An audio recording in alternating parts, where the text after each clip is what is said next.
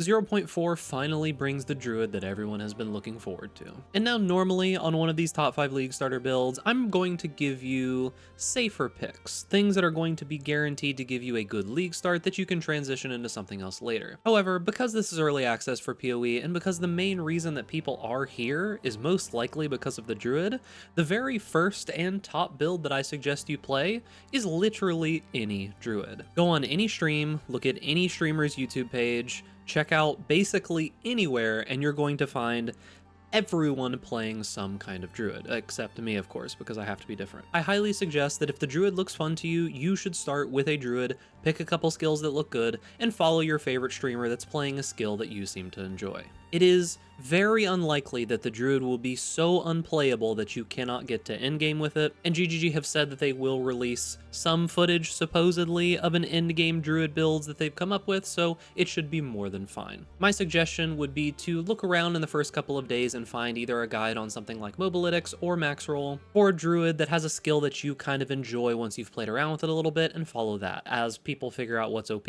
what's strong, and what is the meta skill to play. I'm going to go out on a limb and say it's most likely going to be some kind of lightning skill. As for the next on our list, if you have followed pretty much any currency making content whatsoever, or any of the fast mapping builds in PoE 1 or PoE 2, you've probably heard of Fubgun. This league, he's got a Poison Burst Arrow Pathfinder build guide. That should be something maybe a little bit different this league, but it's still going to be a bow build, it's still going to be a Pathfinder, Ranger, whatever you want to call it, however with a little bit of a different twist. This build is extremely fast, has excellent clear, and is able to kill bosses quite easily once you get up to higher gear levels. He's got a full guide over on Mobalytics, so make sure to check that out. The next build is going to be a Shield Wall Warrior, and you can actually go any ascendancy here that you like. The one I'm going to be showcasing in this video is going to be from Karn as either a Warbringer or a Titan. Early on, you'll play the Warbringer because it does have some very easy access to good clear abilities, and later on you can swap to the Titan for very in-game content. If you're looking for something that is relatively tanky but can still do quite good clear and good single target, this is honestly one of my favorite archetypes in the entire game, so much so that I'm going to be playing a Smith of Katava version coming up soon, so look forward to a video and potentially a build guide coming sometime tomorrow. I'm going to be going more in the Detonate Dead fire spell on hit direction though.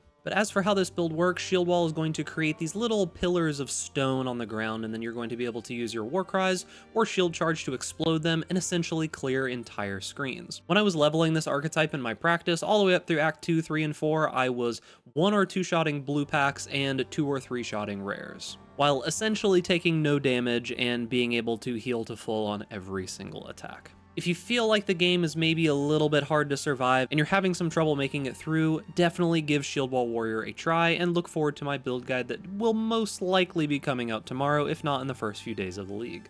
But first, a word from our sponsor, Boot.dev. If you ever wanted that video game ARPG experience of progression, learning, starting from something small and building into something big, but you kind of wanted to do something maybe a little bit more productive with your time than slay monsters, then Boot.dev's got you covered. I spent some time learning how to code with their interactive tools, and the cycle really does remind you of that RPG loop. You start off learning how to make some very simple bits of code, what they do, how it works, and as you learn more, you can incorporate it into more difficult stuff later. One of the major benefits of Boot.dev is that you're going to be building real projects. And if you get stuck, you've got Boots that's been trained on every single lesson and has full context of what you're learning, so he can help you if you ever get stuck. All the content on Boot.dev is free to read and free to watch, but if you want some of the more interactive game-like mechanics, as well as Bear, your little assistant, and the hands-on coding stuff, you will need a membership, and right now you can get a membership for 25% off with my code BIGDUCKS, either by scanning the QR code on your screen right now or going to the link down in the description. So make sure to go check out Boot.dev if you'd like to grind some real-life experience instead.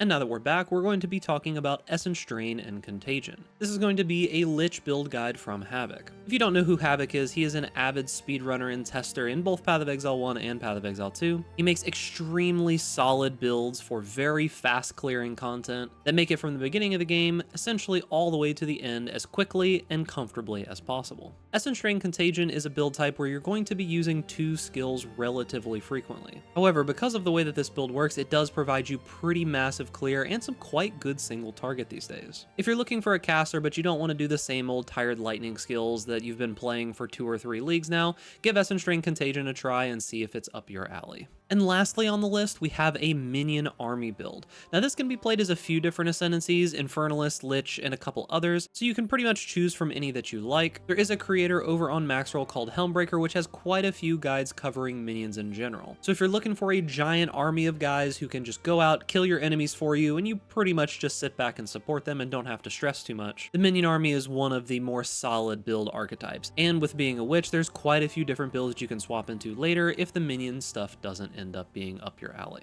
And that's going to be it for the video. Thanks again to boot.dev for sponsoring this video. If you are interested in checking them out, make sure to check down in the description and use my code BIGDUCKS to get 25% off your first year. And remember, boys, if you enjoy this content, make sure to give this video a like, subscribe to YouTube channel, hit that notification bell to stay up to date with all the latest videos, and stay safe out there in Raid Class. And I'll see you guys in the next video.